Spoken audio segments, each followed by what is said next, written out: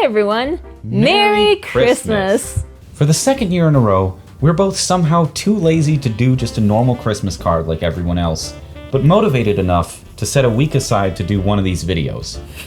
How does that work? I don't know. We don't have a ton of life updates. We're filming on a new couch. That's true, and we're both in new jobs since the last video. I deliver pizza, and Sean works at the hardware store down the street. If you got a new TV this Black Friday, talk to me about it. I can probably get you some wall anchors to hang that up. And I have a thesis about why Canadian bacon and not pineapple is the problem with Hawaiian pizza. Never thought of it that way. Huh. But that's not why we're here. We miss you guys. And we've actually seen quite a few of you since all this went back to normal, sort of. But, you know, we got big families and some of y'all are pretty far flung away. If you haven't made it to see us yet, don't feel bad. But if you do feel like you've missed your chance to come visit, then I've got news for you. Wisconsin is actually a great winter destination. Or at least a better one than it first appears. Let us be your tour guides. In the next few minutes, we'll take you around some of our Madison area winter favorites. Let's go!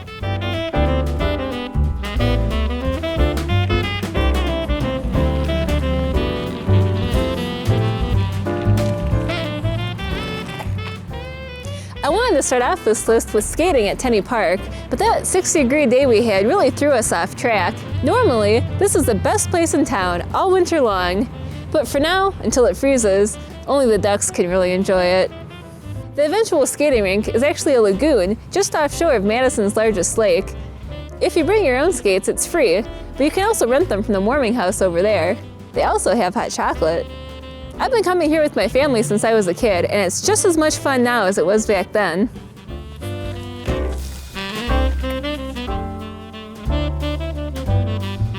Our next stop is the heart of the Isthmus, the building that defines the Madison skyline, the Wisconsin State Capitol. The tree inside is not the tallest in the entire state, but I think it's more impressive because of its surroundings. It's also backed up by tradition. There's been a tree in the middle of this building every year for the past 105 years. This year's tree theme is Hometown for the Holidays, which I'm told means that each ornament has something to do with the artist's hometown. Also, the artists are school children from around the state, so that's pretty neat. Is this my favorite tree ever?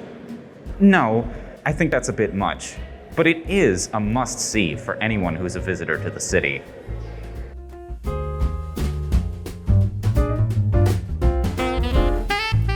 If you'd rather get out of the city entirely, there's no better place to go than Devil's Lake State Park.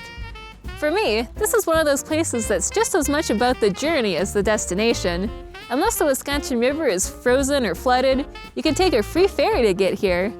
This valley is one of the best loved parks in all Wisconsin, but for some reason, people usually only want to come here when it's warm out. And that's a shame, because there's so much to do here even when it's cold out. Soon, this lake will be frozen enough for ice fishing.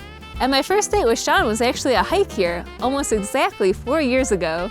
The rocks can get a bit slippery, but I can't think of anything more beautiful than this whole park, blanketed with snow. I can think of one thing. Aw, you're not too bad yourself. The last attraction on our list is more of a post-Christmas thing. Everyone knows that Madison as a city is physically defined by being sandwiched by lakes. One of the more fun consequences of this is that every street which butts up to the lake has a tiny city park at its end.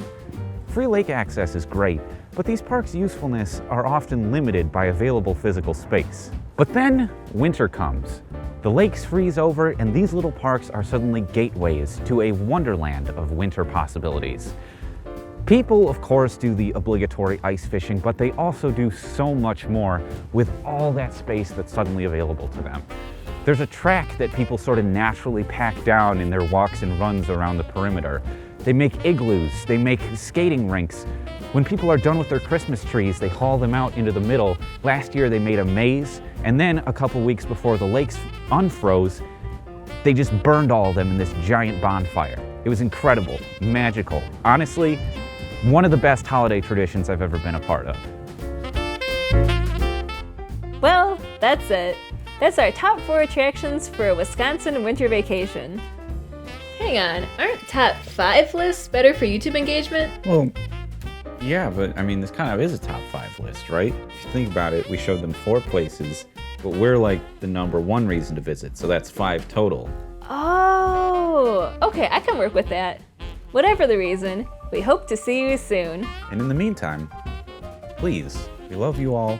Stay safe, stay warm, and most of all, have a Merry Christmas. Merry Christmas!